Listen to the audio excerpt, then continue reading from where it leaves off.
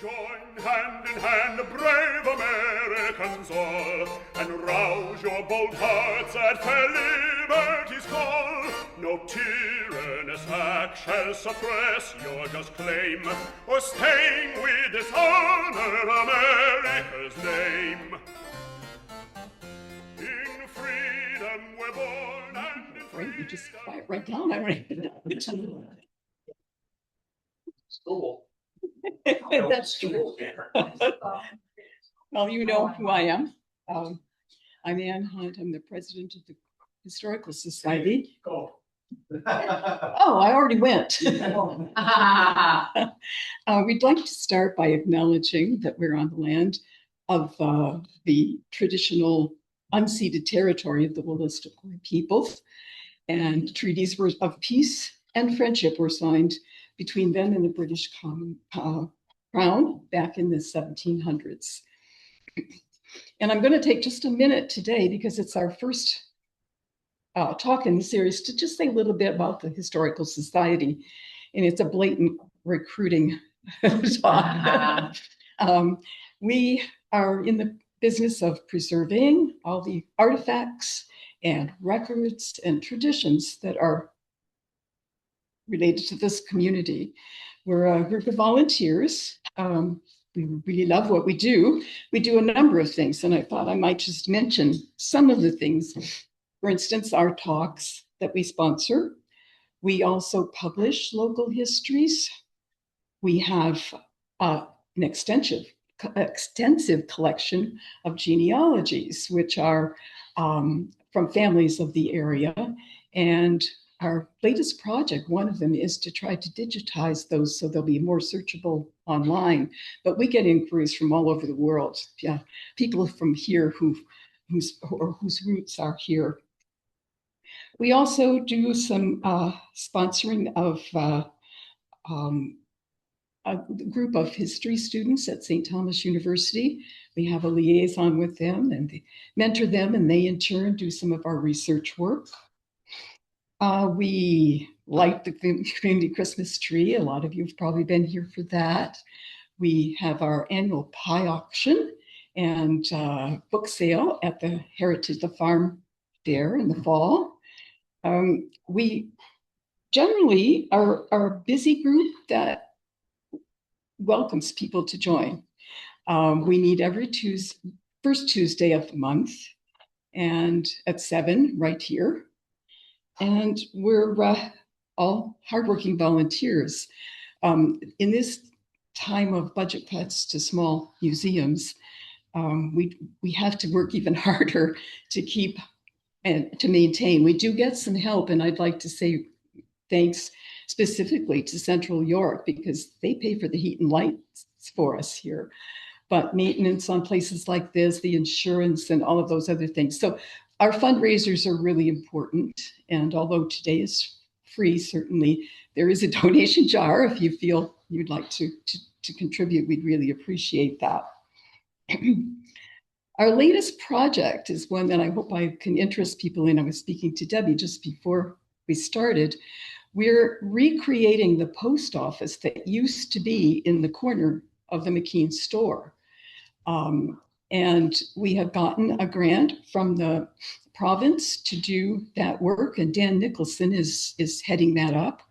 And we've had excellent advice from the grandson of one of the store owners who remembered details that we never would have been able to capture.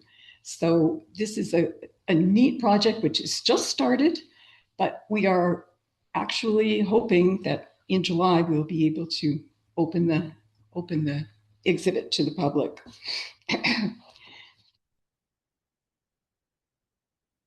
So I think that's it about us right now. At the end of Gary's talk, there'll be time for questions. And then we hope you'll stay on and have further conversation with us. And if you want to know more about the Society, there are a number of us who will be very happy to talk to you about that. But I think it is really exciting what we're going to hear today. And I'd like to tell you just a little bit about Gary, because this is Gary's first visit to us, but I think we're going to be hoping it's not his last.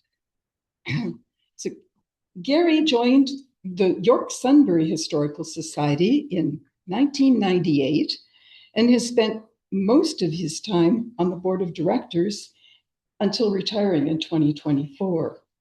He has served as the secretary, chair of the Collections and Exhibit Committee, as the vice president, and as the president. A retired Army officer, he has an enduring interest in military history. He's written many articles about this subject and has authored 2 books in the New Brunswick Military Heritage Project series. His dissertation focused on the disputed territory and the border controversies between Maine and New Brunswick. He volunteers with the Royal Canadian Legion as the Medals Advisor and is president of the, I'm not sure what PNM stands for, Zoomers. What does that stand for, Gary? That's the parish in New Maryland. It's a seniors group in New Maryland and surrounding. Aha. It's a seniors organization. His wife, Carolyn, of Perth Andover, is of Perth Andover, so she's a New Brunswicker. And they have 2 married daughters, 2 sons-in-law, and 4 grandchildren, of whom they are extremely proud. Maybe he probably has pictures in his pocket. You can check later. He's also proud of his maritime planter and loyalist roots. And that's kind of exciting because that's both sides of the fight. So without further ado, Gary, welcome. Rebels on the River. Stand right where she was, and then you'll be on the camera and the people online can see you. But what about controlling the computer? So he's worrying about changing his slides. Oh. Do you want to show him how to do that? No, I know how to do that. Okay. So I stand here. Yep, that's fine. Perfect. Got my good side or my bad side? You're just fine, because you can talk to these people and then the camera notices you're talking to these. Oh, good. Okay. Well, great. Thank you very much, Anne. Great welcome. Thank you. Nice turnout. Glad to be here today. Glad it's sunny and kind of warmish. But anyhow, Kit did a wonderful graphic. I think it's wonderbar. I wish I had more of them. 1776, 250 years ago. Very significant time in the history of what is now New Brunswick. And if you'd been living here at that time, even though it was maybe sunny and peaceful, there'd be a lot of political turbulence. Are you going to join that revolution that's starting down in the 13 colonies? Or are you going to stay loyal to the British Crown? What are you going to do? And it's the same for everybody. The Acadians who were here, the Wolastoqey, if that's the right way to say it, who were living just down the road at Okpak, and the New England planters who were living along the St. John River. But we'll get into that. And come on.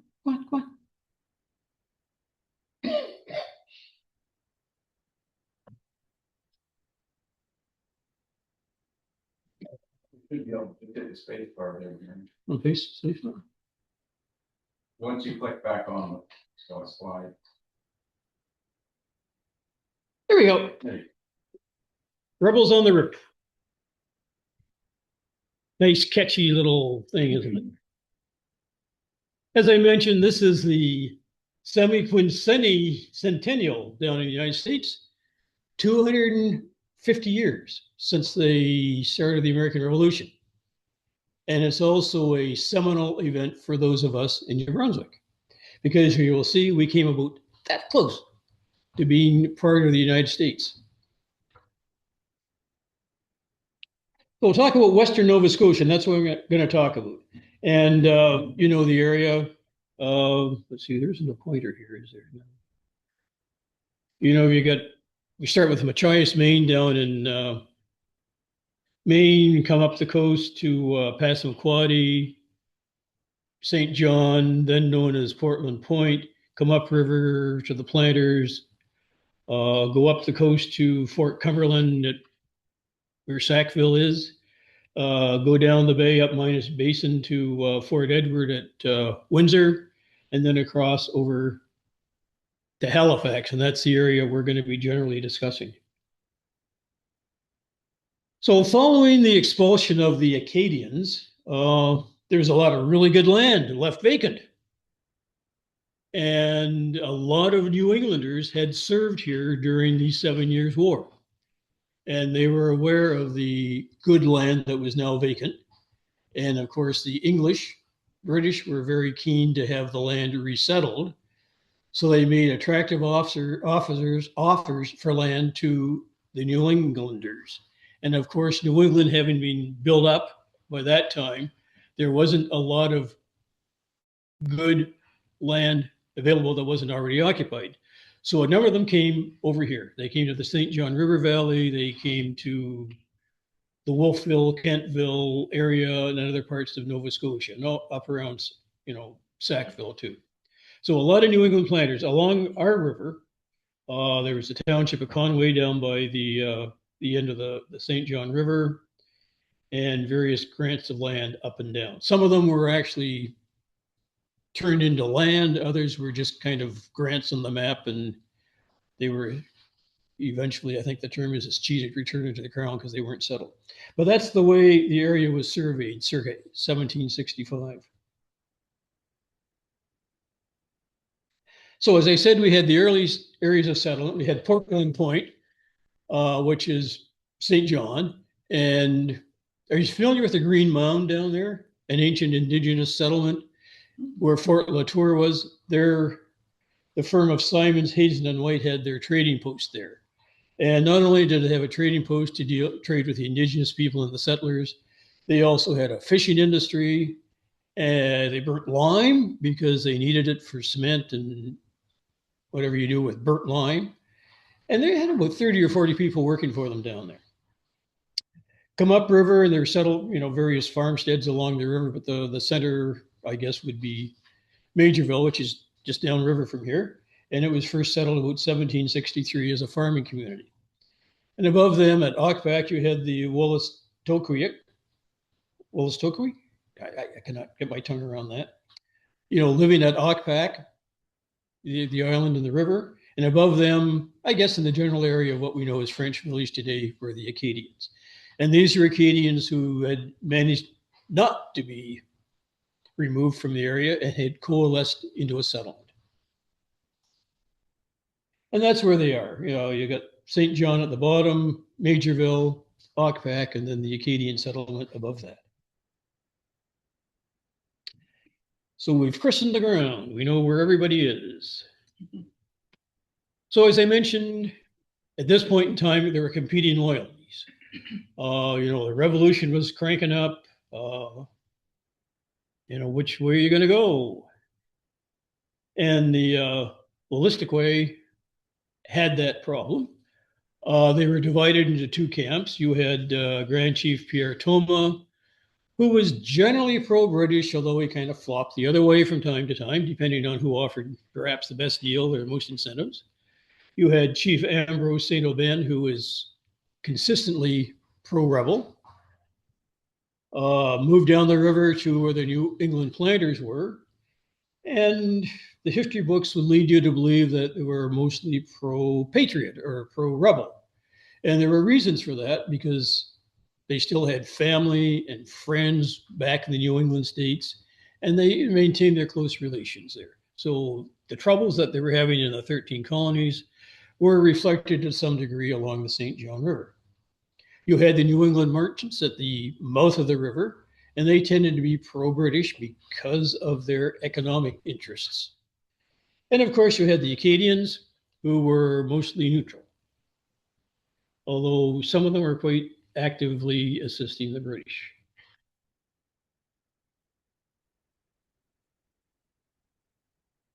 So things were happening in the American Revolution. You come into 1776, and you know, in 1775 you had what do you have? You had Lexington and Concord. You had the Battle of Bunker Hill. You had the Americans capturing Fort Ticonderoga. And then following that, they moved their cannon down from there to around Boston, where the British Army was pulled in all the troops from the 13 colonies into the Boston, which was a hotbed of trouble. And the British were forced to leave there on March the 17th, St. Patrick's Day, and pulled everybody out to Halifax. But one of the major activities that were going on in 1775 into 1776 was the invasion of Quebec, because the American rebels were quite convinced that the Quebecois would throw off their British overlords and welcome them with open arms and join them. So they invaded along two routes and were quite successful in rolling the British up till they got to the citadel at Quebec City. And then it stopped. And the American army, actually two American armies, could not capture the citadel. Their last ditch attempt was on December the 31st, 1775, when they attacked, and the attack failed. And then the things lingered in a little bit of a limbo until the spring, because the British really didn't want to break out because they were safe behind the walls of the citadel. And the rebels, the Yankees, the Americans, whatever you want to call them, couldn't break in because they didn't have enough force, and they were also suffering from smallpox and other camp diseases. But it's important to remember that was a major activity that sucked a lot of available manpower up. And of course, when the British fleet came in with the ice went out of the St. Lawrence River, they all rolled back down again. So as far as our area goes, the first activities dealing with the revolution were privateers out of Machias. And Machias is a hotbed of privateering. They were nasty people down there. They just wanted to go raid people. In fact, privateers were a problem all around Nova Scotia at the time, American privateers. So American privateers, a couple of them, on the 27th of August, appeared at Portland Point, and they plundered the merchants, Simon, Hazen, and White. In fact, people plundered them so often, it makes you wonder how much stuff they had or how often they could restock, because every time the privateers came in, they plundered them. The other thing they did is they captured a British ship that was laid there with supplies going to Boston. And the last thing they did was they burnt Fort Frederick. Now, Fort Frederick had been built following the end of the 7 Years' War, and it had been basically abandoned in 1768 because the unrest in the American colonies kind of pulled all the available British troops into Boston, much like slamming on an electromagnet and all the iron filings went to Boston. So they turned the custody of the fort over to the merchants there. And there may or may not have been a corporal's guard of 10 to 12 people. Various accounts say different things. So they burnt the fort. So the river was open to anybody who wanted to come.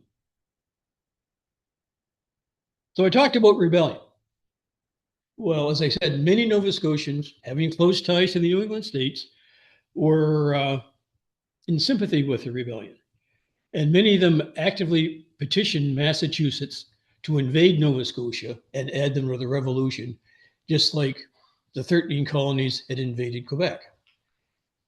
And the unrest got to the point that martial law, military law, was declared in Nova Scotia on the 5th of December, 1775. So the winter came and the rivers iced up and not much happened.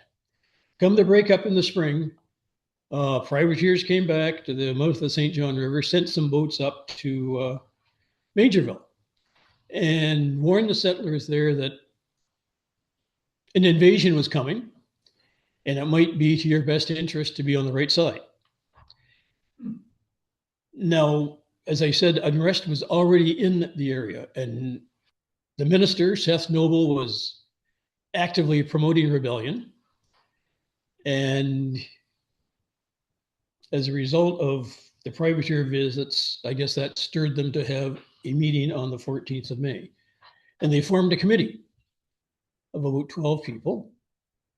And they passed some resolutions, one of which is they declared themselves to be in rebellion against the British Crown and put themselves under the protection of the colony of Massachusetts Bay.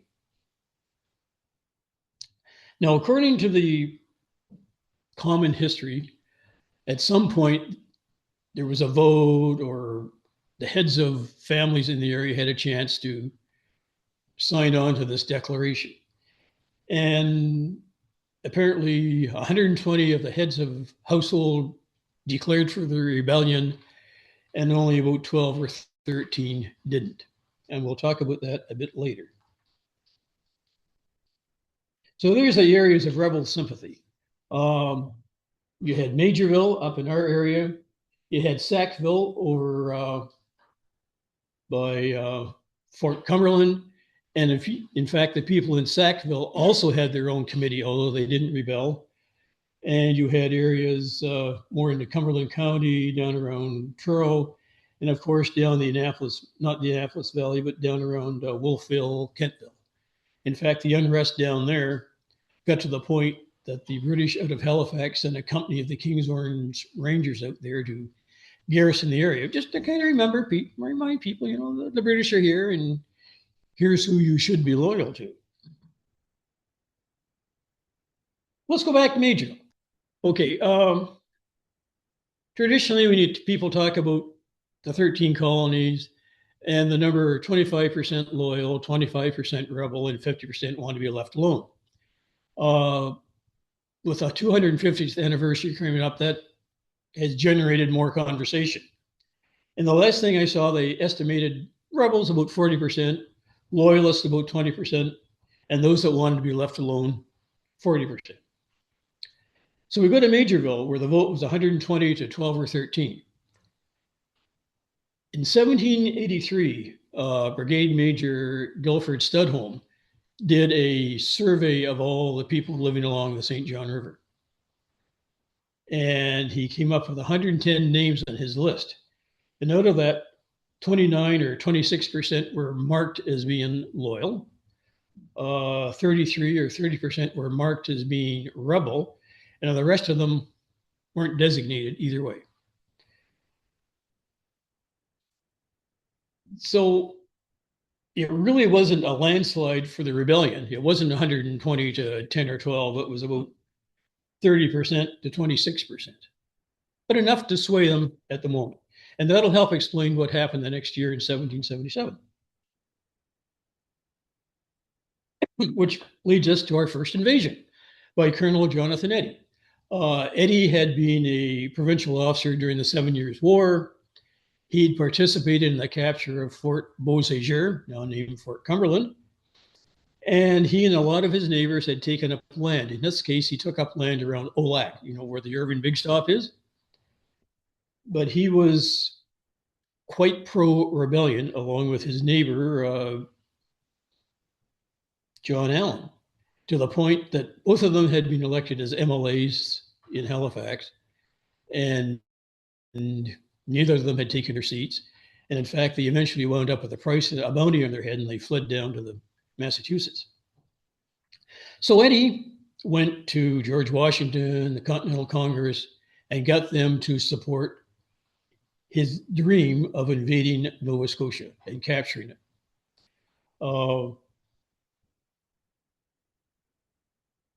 Dreams need to have resources.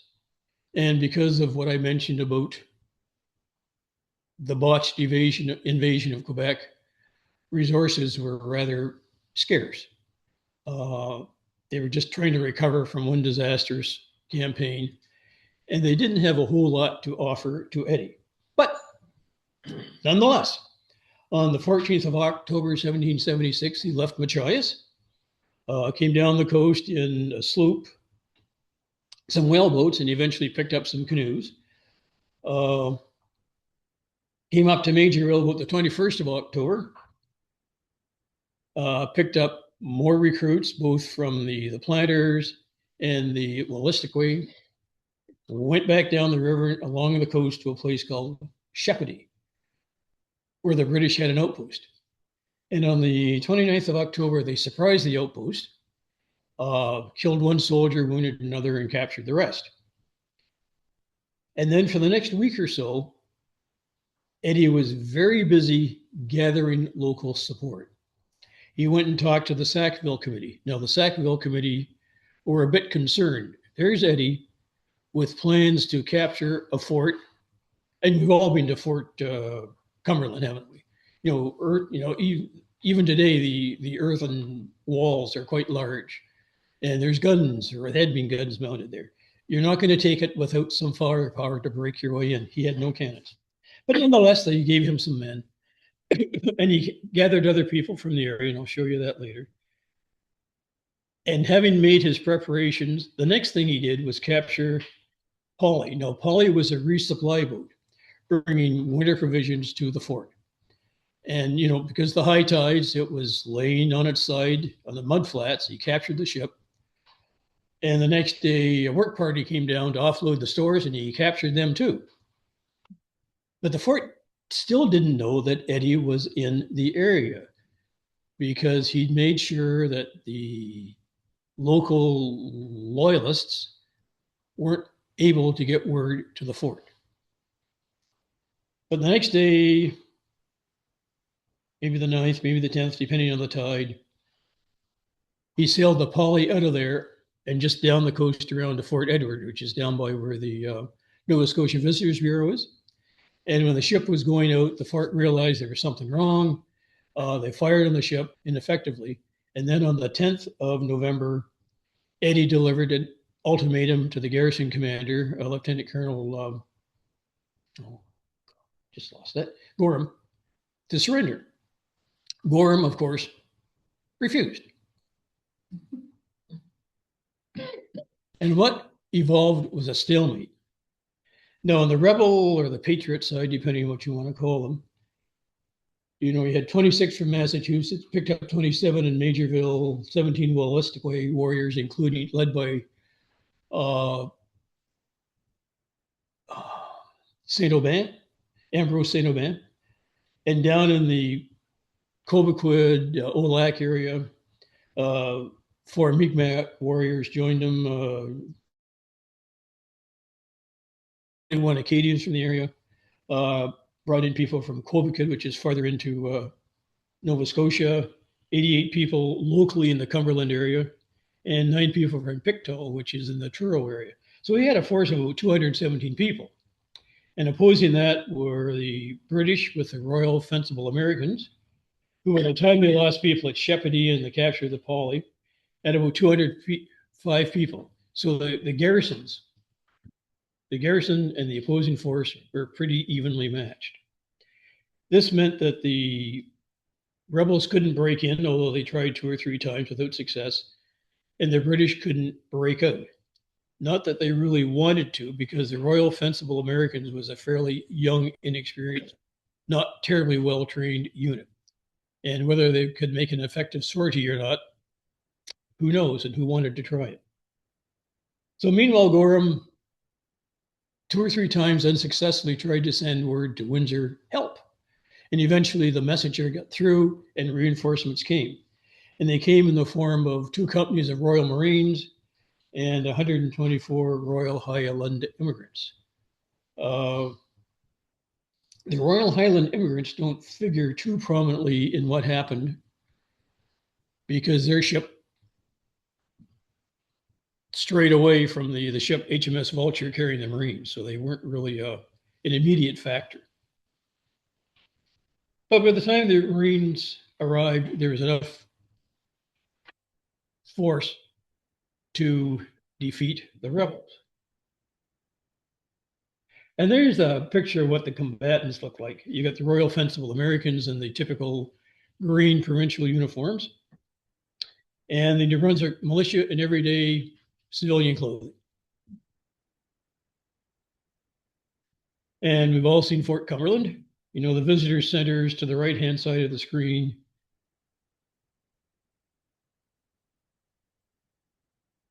So what happened? Okay, on the 27th of November, Major Bat, Captain Studholme, and the Marines arrived.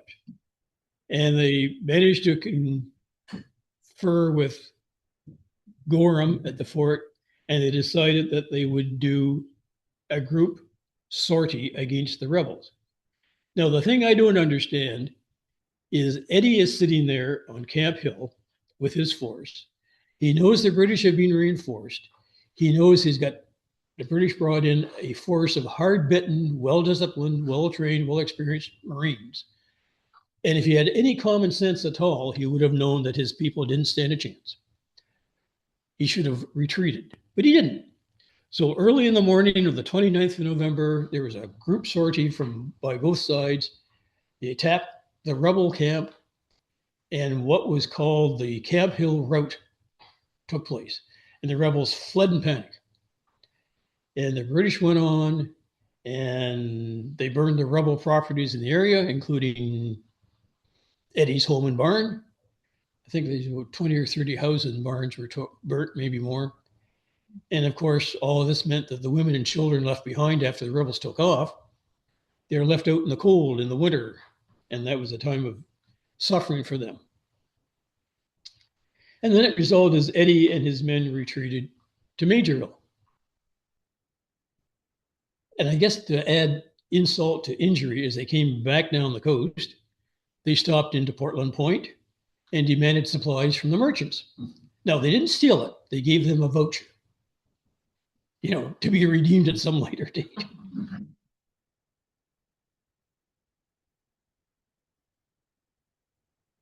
And this basically shows the approach route, Machias up the river, back down the coast, Shepparton, and then to Fort Cumberland. Back up to Majorville, and I know Eddie was in Majorville in January of 1776. And as far as I can tell, he took one of the two portage routes, either the Eel River portage route at the top or the Oromocto portage route at the center, and retreated back to Machias, Maine. So winter happens, the river's frozen up, the ice goes out, and Colonel Gould shows up from Halifax, accompanied by Major Studholme and a detachment of soldiers.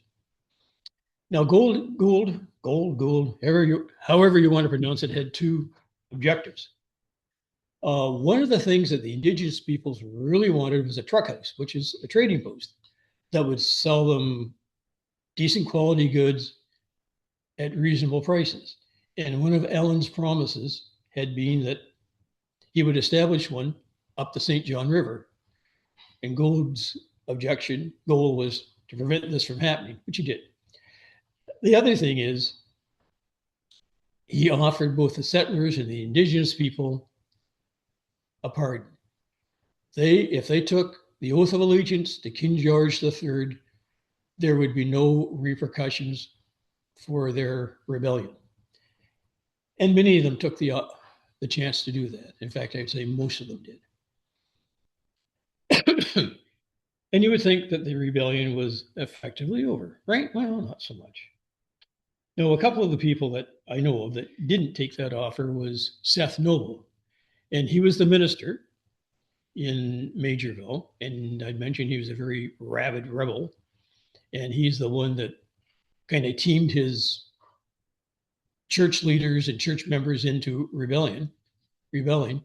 And of course, he skedaddled from Machias when the going was good. And I think some others joined him, although I don't have the names. But anyhow, the rebellion intensively, for all sakes, was over. But not quite. Because then we have the second invasion. We have Colonel John Allen. He was born in England, again had land in the Olac area. Again was a member of the Legislative Assembly in Halifax. Again had to flee with the price on his head because of his rebel activities. So he went down to see George Washington and the Continental Congress in Philadelphia. And he was appointed the superintendent of Eastern Indians. And he had a threefold mandate. First of all was to protect the settlements of Eastern Massachusetts, around Machias, that area. Prevent the British from using the Grand Communications Route, that overland communications route between St. John and the St. Lawrence River and on to Quebec. And if possible, free Nova Scotia from British control. No, just an aside, It amazes me how these people got around. Like both Eddie and Alan, they went from this area down all the way to Philadelphia by boat and by horse, and it just seemed to be second nature. Like you hop in your car and you go down the I-95. Well, it just amazes me how far they could travel and how freely they could travel. So anyhow, Ellen came back with approval to lead a second invasion, but again, greatly under-resourced. So he left Machias, good old Machias, and arrived in St. John on the 2nd of June, 1777 with 27 men. And he left a small garrison there under Captain West, and they moved upriver to Okpak. And this time, he brought 2 small cannons, unlike Eddie. Now, he didn't do much with them other than use them as signal guns when he raised the flag in the morning and when he lowered it at night. But I guess it was, shock and awe for the locals. So he continued his intelligence gathering network, brought in some recruits from the Cumberland area. And this time he had some reinforcements with Colonel Shaw and 40 men. But a promised regiment of 1,500 men never materialized. And there's a reason for that. And the reason was General Burgoyne. So when the ice went out of the St. Lawrence River in 1776, the British came back and there's a large army led by General Burgoyne. And that summer they pushed the Americans back down the Richelieu River to the end of Lake Champlain. I'm not sure how far they went down, maybe not quite to Ticonderoga. But anyhow, the next year, they continued the advance, captured Fort Ticonderoga, and moved south. Meanwhile, a second advance was coming in off Lake Ontario, led by St. Leger. And both of these forces occupied the Americans, the rebels, the patriots' focus. They needed to defeat these people. And that's where all the available resources went. So while this was happening, of course, there was no extra manpower for Allen and his men. So things didn't go well for him. On the 30th of June, Studholme and 120 troops routed west at St. John. And depending on whose story you read, it depends on what happened. If you read Allen's account, the British made one attempt to land and his noblemen drove them off. If you read one of the British accounts, they did an amphibious assault landing in Manawaganish Cove and drove the rebels off. So take your choice. But anyhow, Franklin arrived the next day with 150 troops. So what happened is the rebels retreated upriver, and West and his group retreated back to Machias, Maine over the Oromocto Portage route. Meanwhile, the British continued up the river. And as they went up the river, Chief Pierre Toma came down to meet them. And I'm not sure exactly what they talked about, but presumably to reach some sort of a peace settlement. But that didn't work. And on the 16th of July, just down here, Allen's men attacked Allen's camp. They captured 2 or 3 men and some stores and things like that. Fortunately for Allen, most of his men were at Maserol's barn, wherever that is, having discussions about what their plans would be. Well, their plans became pretty obvious following this. They and their allied Wolastoqey people picked up and went upriver to Meductic and over the Eel River Portage route back to Machias. And there was a goodly number of them did that, a goodly number. So thus ended the second invasion. But the British again left the river, went back to Halifax or Fort Edward and Windsor or wherever they came from. And guess what happened? Okay, there's the route. It came up from Machias up the St. John River, back and back over the Eel River Portage route. And this would work better if I had a pointer to show you on the map. Machias, a thorn in the British side, two battles fought there.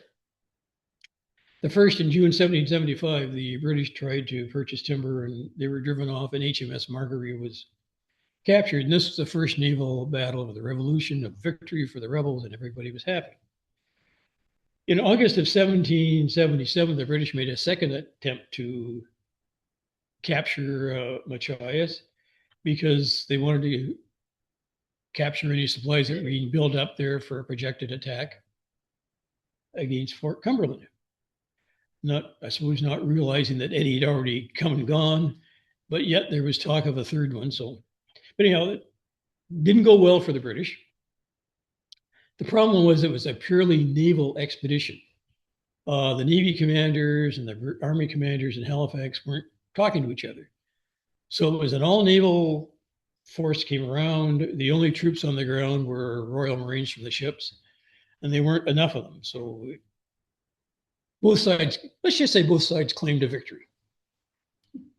And of course, the defense there was led by Colonel Eddy with the help of various indigenous allies, many of whom had come over from Ocpac. But back to St. John.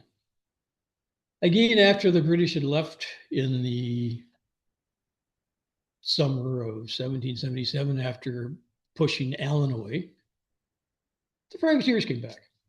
And of course, the merchants in St. John sent word to Windsor, Fort Edward, help, we're being attacked again. This time things changed. In November 1707, Studholme came back with a group of soldiers with a prefabricated blockhouse, which he then built on the high ground overlooking the harbor, and he called it Fort Howe. And it was a response to privateer attacks. And as the story goes, not long after the Fort Howe had been built with cannons, another privateer sailed in looking for some free plunder, saw the guns, and decided he could have better success somewhere else, and they went away. The following spring, in March and April, there was a reinforcement of the garrison at Fort Howe because of a reported third American invasion, which never happened. Meanwhile, Allen continued to agitate with the indigenous peoples to influence them against the British. And through all this, if you're interested in indigenous affairs, there were treaties and counter treaties.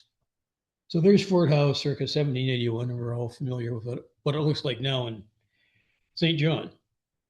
Quite imposing on the high ground. So I mentioned treaties.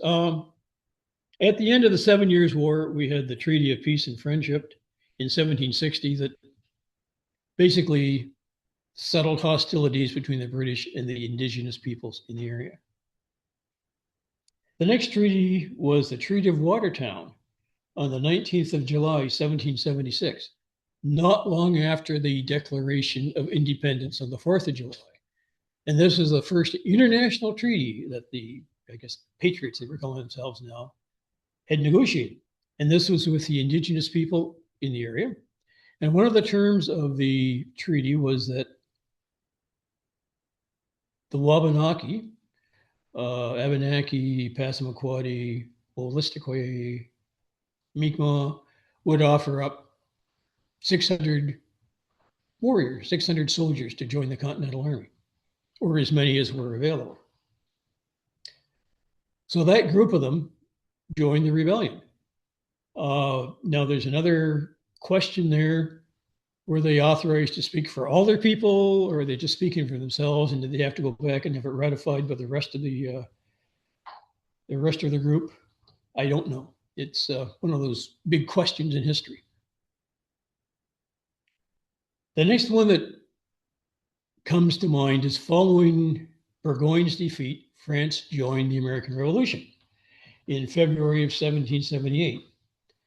And because the Wolastoqey had been historically united with the French, he used that as a lever to agitate them into taking action against the British. And so in September 1778, Chief Pierre Toma and a war party of 90 canoes, according to the record, And I don't know how many people that is, but you figure 2 people for canoe, that's a pretty large force coming down the river. James White, the deputy Indian agent working for Michael Franklin, intercepted them at Long Reach and talked them into coming down to St. John for a peace treaty and negotiations later in that month. And Pierre Thomas agreed to this. And I, in my own mind, I think he was kind of looking forward to a peaceful resolution of what was going on, because I don't think he really wanted to go fight the British. So they met at Fort Howe. They had negotiations, banquets, food, and signed a peace treaty on the 24th of September, 1778. So the Wolastoqey and the Mi'kmaq renewed their loyalty to the British Crown and renounced any previous treaties they'd had with the rebels. And this would include the Treaty of Watertown, whatever status it had. They returned a belt of wampum that George Washington had gave them, and for all intents and purposes, washed their hands of the American cause. So what happened after 1778?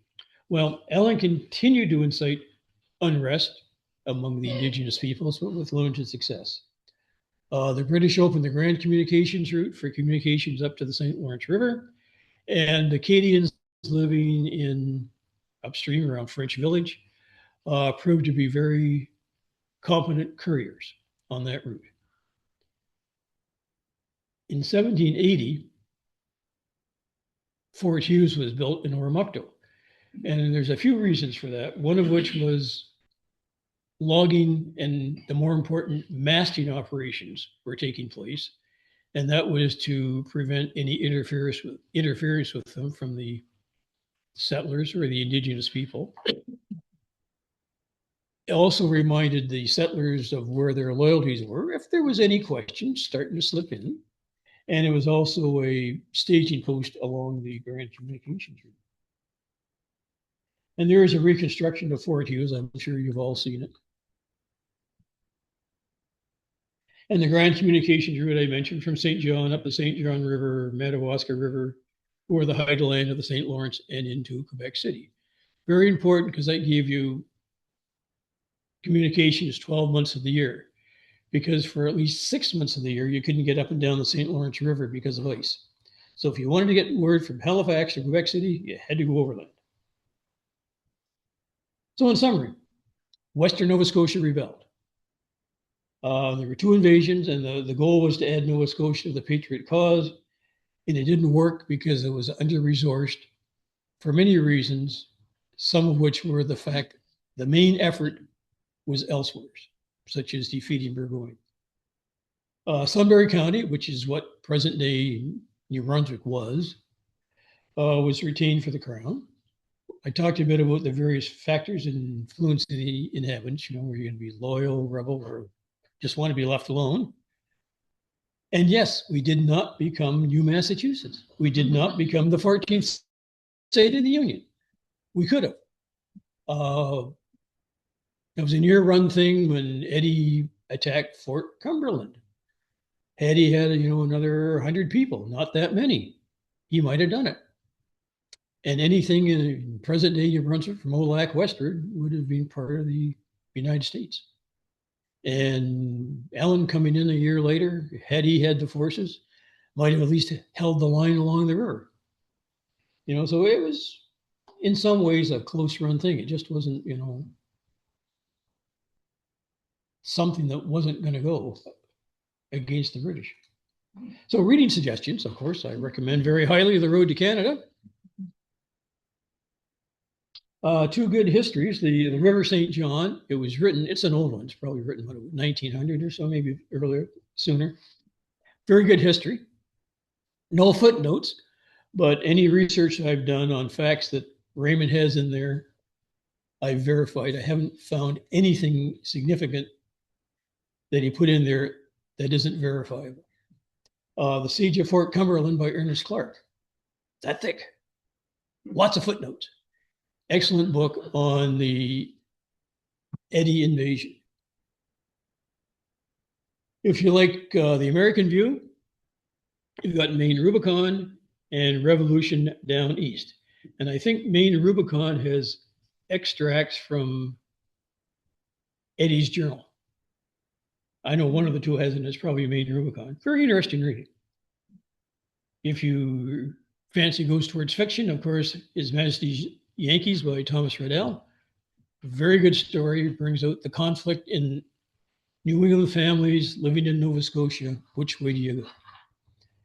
And Embers of War, written by a chap, I think, down in Majorville, talks about the effect on Majorville and how things might have been perceived by the locals. And that is it. Thank you.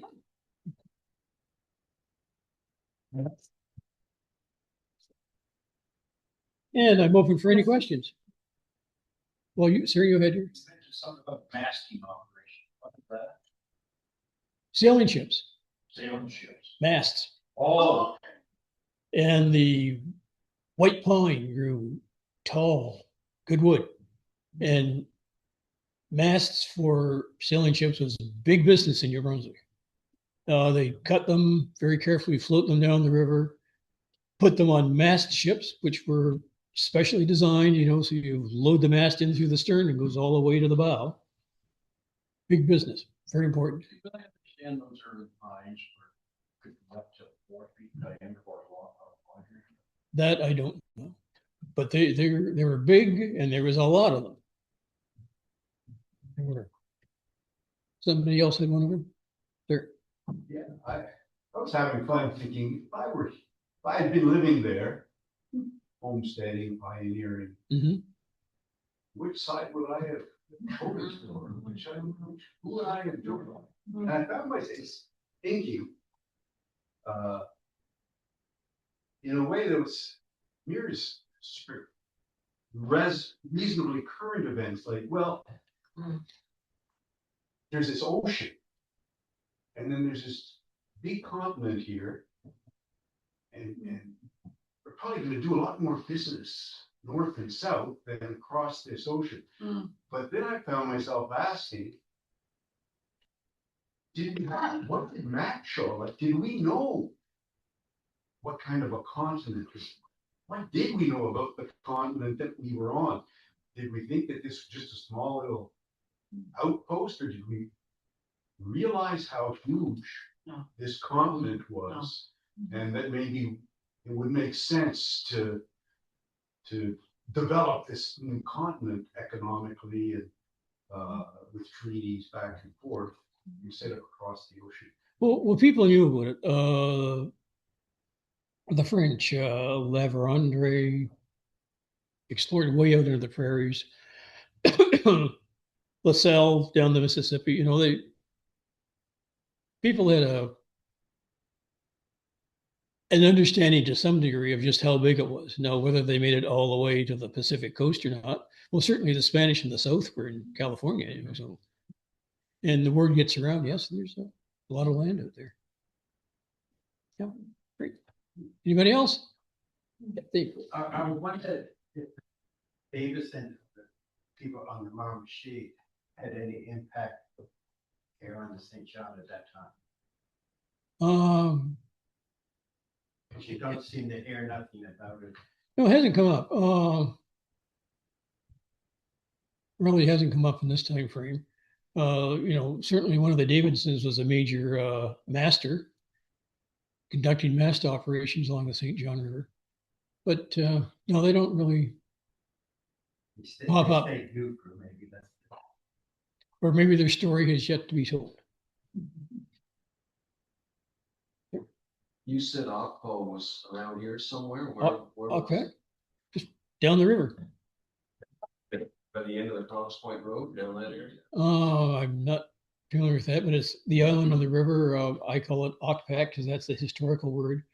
I think it's now, it had been called Savage Island, and in 20 years they renamed it Ekpak, I think. It's Zapahog Island now. Yeah, okay.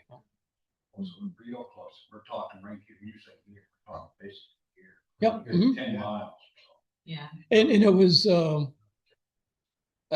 semi-permanent village. There was a church, Catholic church, priest's house. And in fact, when Alan was there, he was quartered in the priest's house. Was that on the island or on the? As far as I know, it was. Yeah, That's what the indication I have. I don't have any special knowledge on it, but based on the readings, that I would say yes. Anybody else? Well, I had an online question from, don't remember who, about why it's the people who came here originally were loyalists. Why did they wind up changing their minds and joining the revolution? Or being in sympathy with the revolution?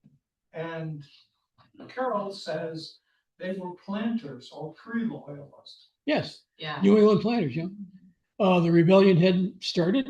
It wasn't an issue. They came as British citizens.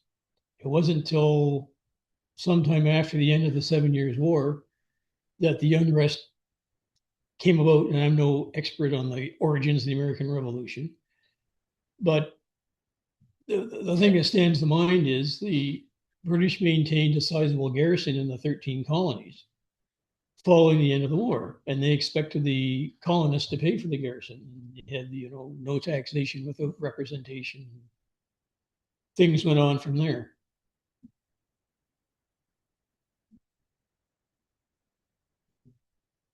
There's another. You were talking about the merchants in St. John and whatnot. I was just thinking about what David said about the ocean. Yes. How much of that economic motivation spread out the river in terms of I'm assuming that the merchants were on the side of the British, as you said. Yes. Largely because of tax issues. How much of that is part of this motivation for people? Because I would think that as a homesteader, they wouldn't need much. But in terms of motivating a militia, how far up the river does that merchant class mean? You talked about the Acadians being couriers and whatnot, so the dependence on the ocean from that perspective. Well, the merchant influence spread up the river because they bartered, traded whatever with the settlers for their produce. The New England planters produced crops, traded it or sold, I guess. I don't think there's money in use at the time, to the traders, and they bartered for goods and, manufactured things. And there was an economic influence all up and down the river, but I don't know if that answers the question, but I really don't know the more details. If you're really keen, apparently the office ledgers of Simons, Hazen, and White are part of the collection of the New Brunswick Museum. And if you really want to get to the details, it's all there. The question is whether or not our gas prices. No, not really, because the gas of the day were the white pines. Well, yeah. Side of a possible research project for some history students. There are a lot of people up along in this area and who are rabid Boston Red Sox, Boston. And it'd be interesting to do a survey of the people who are Boston sports fans and track their families back to see if it aligns with the families that who were sympathetic towards. Yep, that would be interesting. But the personal. Yeah, but the problem is the people you're talking about weren't here then, because the people you're talking about were probably loyalists, and they came in later. Yeah. And being loyalists, they shouldn't support any American team. Of course, a lot of the land in this area and below here toward Fredericton's on this side of the river and above, even up as far as above Woodstock, that land was granted to British regiments. Yes, yep, in blocks. Yeah. And then after that, they continued upriver because above Woodstock, when King's New Brunswick Regiment was disbanded in 1802, they got land above Woodstock. And then following the War of 1812, the land from just below Florenceville, all the way up to Grand Falls, was granted to disbanded soldiers. And of course, the Acadians from around this area moved up to Madawaska in the 1790s because they kind of wanted to get away from the Loyalists. Dave. Because of the political situation in Major Trail chapter, did it separate families? Did some of the families come back to the States after that time? Or did they- I don't know. I really haven't looked at Yeah, that. You know, Jacob Barker was the chair of the Majorville committee that rebelled. And his daughter was married to Seth Noble, who was the rapidly rebel minister. And, you know, they skedaddled. And if you look at Studholme's report from 1783, about half of the committee members don't appear. So I'm thinking they might have left. Another one that doesn't appear is Israel Purley. He had been the secretary of the committee. And following the return of the area to British control, they hauled him off to Halifax on charges of sedition. But that didn't produce, they couldn't produce enough evidence, so they sent him back. And I know he stayed in the area, but he doesn't show up on the list either. So there's gaps in there. But you know, if you look at Studholme's report, and it's in the Provincial Archives of New Brunswick website, you know, if you've got a relative who lived in the area at the time, you can look him up in the survey and see, was he with them? Was he against them? Or is he just want to be left alone? So the document is on the archives. Yep. Under Wallace Hale's Fort Havoc, and right at the bottom under Sunbury County. I think quite a few people went back to the States when things calmed down and they could. A distant ancestor of mine lived at the mouth of Keswick, came and settled there in the 1780s. John Althouse was his name. And he had a grant there. His daughter had a grant right there, sort of across from Johnny's store. And I know they were there for a few years, but the family eventually, many members of the family went back to New York.